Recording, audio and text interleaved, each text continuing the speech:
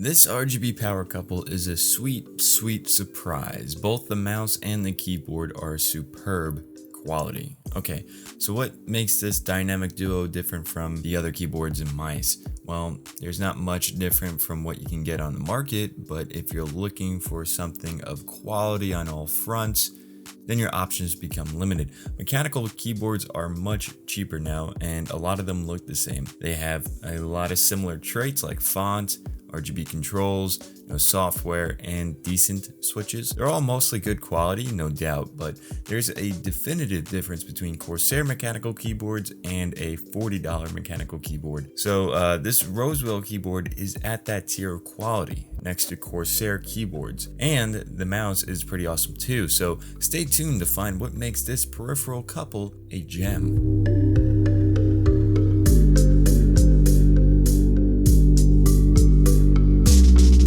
What's up guys, my name is JD from JDTechGear and welcome back to the channel where we discuss PC passion, tech reviews, unboxings, and setup design. So if you're into that sort of thing, consider subscribing and checking out the rest of the channel. First, let's talk about the keyboard, the Neon K85 RGB keyboard. The K series naming scheme is a bit reminiscent of Corsair in my opinion. Anyways, the K85 comes with either brown or blue Kale switches.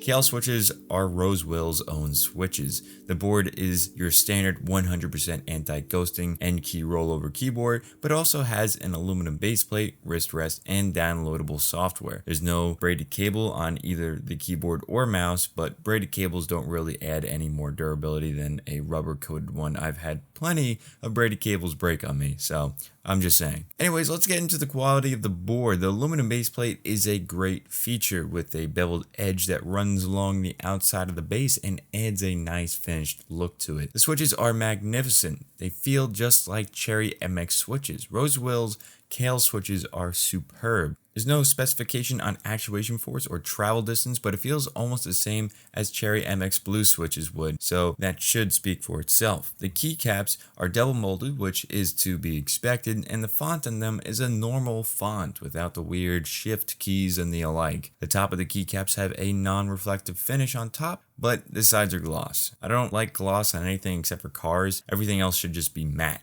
Fingerprints and oils show up on the sides quite often, not so much on the inner keycaps, but the spacebar and the other keys on the perimeter do get oily and dirty quickly. Also, if you look directly down at the keys, the edges on the bottom look a bit unfinished and have just a tad of plastic hanging off the edge. It's only the top edge though, so the sides and the bottom of the keycap look finished. So I don't know why this is present on the keycaps. It's not a huge deal since you have to look directly down at it to see this on the keycaps. Otherwise, you wouldn't even notice it. You really have to look for it. This is what the keys sound like.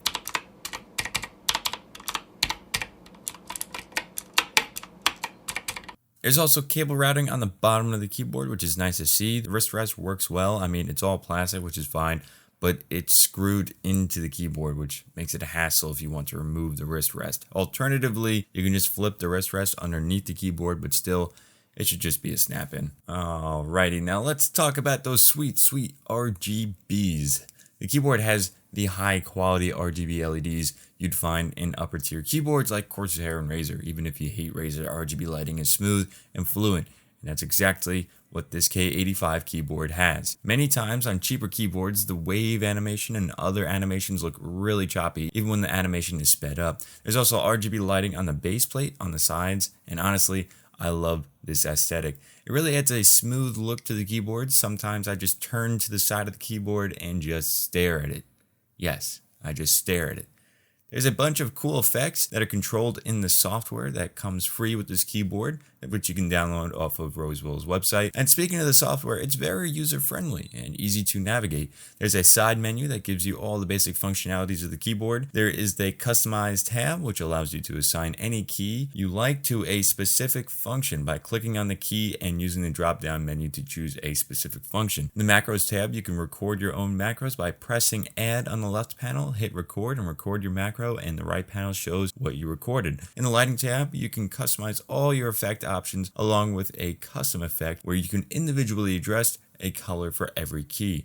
And of course, you can save all this to 8 different profiles. That's pretty much it for the keyboard, but what about the mouse? Well, this is the Neon M53 mouse from Rosewill, and I gotta say, the aesthetics definitely stand out, but not in a bad way. The ripple aesthetic looks good, and the edges of the mouse all light up as well, so there's plenty of light coming from this mouse. The M53 has 6 buttons with the left, right, middle, DPI, forward, and back buttons. There's 2 switches located on the bottom, one for the LEDs and the other switch to choose between the polling rate of 500 and 1000 Hz.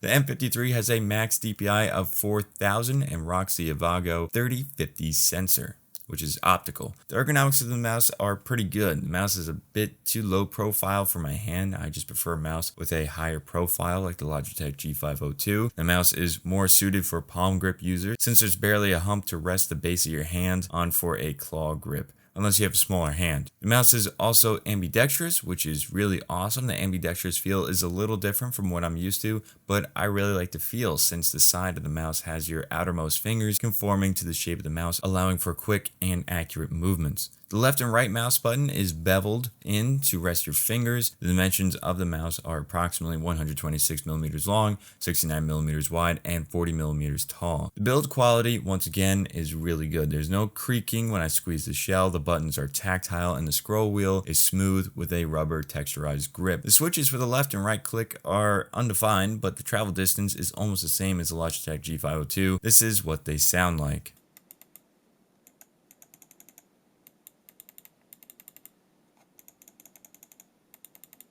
The left and right mouse buttons are attached to the shell, which is fine for some, but for me, I prefer the buttons to be separate from the shell. Regardless, they still feel accurate and responsive. The RGBs look pretty good on this mouse as well, but unfortunately, there's no software for it. There's no option to change to a specific static color either, which is a little disappointing, but they do make up for it with a bunch of different animation effects.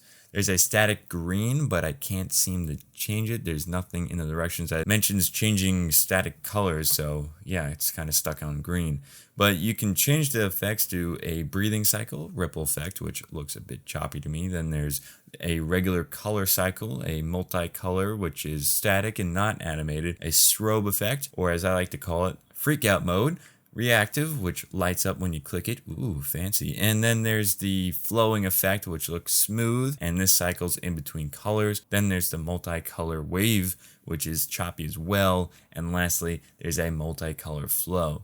And this is my personal favorite. It looks smooth and it has all the colors. Lastly, let's talk about the sensor to the mouse. The Avago 3050 sensor is a part of a family of Avago sensors, which have made plenty of appearances in very popular and well-received mice. Honestly, this feels like a great sensor. Some say there's a bit of prediction, but there's none that I notice. Pixel to pixel tracking is smooth and doesn't jump around. The sensor has 20 Gs of acceleration and doesn't have any noticeable acceleration issues with catching up to fast movements. There's about 1mm of liftoff distance, which is very good, just the same as a Logitech G502. So the sensor is accurate, traces well, works well in fast-paced environments, and while playing PUBG or Titanfall 2, I felt in control of direction and accuracy. So all that I could really ask for from a sensor. The K85 keyboard is $70, the M53 mouse is $22. Both peripherals are high quality in many regards, with a few exceptions. The keyboard has the unfinished top edge to the keycaps, the wrist rest is removable by screws, and the keycaps have lost sides.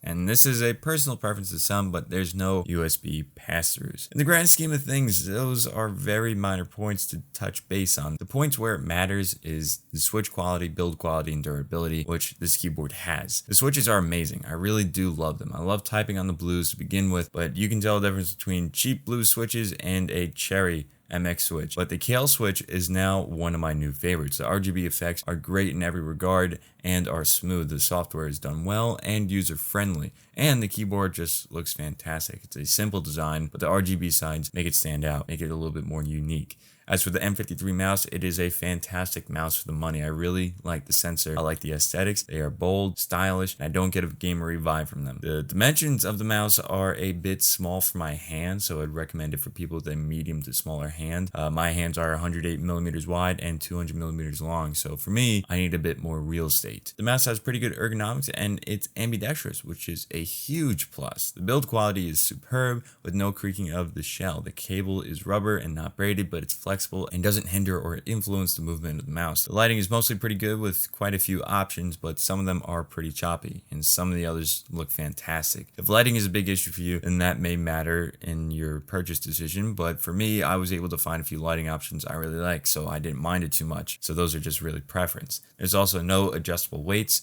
Regardless, the sensor and ergonomics are awesome and it's worth the $22. If you're looking to upgrade your peripheral game, I would give both the keyboard and mouse a strong consideration. My favorite is the keyboard for its build quality, switches, and smooth LED effects. Thank you to Rosewill for sending these out, and I hope you all enjoyed the review and found it helpful. If you're new here and want to see more videos like this one, consider subscribing and checking out the rest of the channel. Thank you all for watching, and I'll catch you in the next one.